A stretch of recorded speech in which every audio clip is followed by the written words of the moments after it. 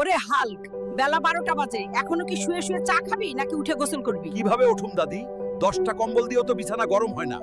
বলি শুনছো, বাড়িতে নাতি যে ধামড়া হয়ে যাইতাছে, তার বিয়া করানোর কোনো চিন্তা আছে? তুমি চিন্তা করো না, আমি এক্ষুনি ঘটক নিয়ে আসছি তোমার নাতিরে পাও পাও পরিষ্কার হইতে। মুরব্বী, সব তো বুঝলাম, কিন্তু পোলা করে কি?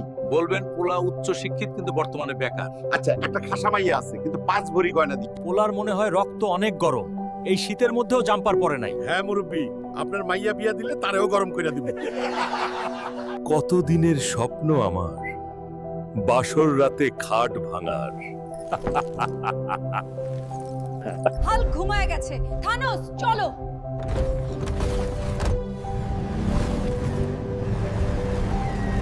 ও বউ, বউ গো, হাই হাই, আমার বউ কই চলে গেল?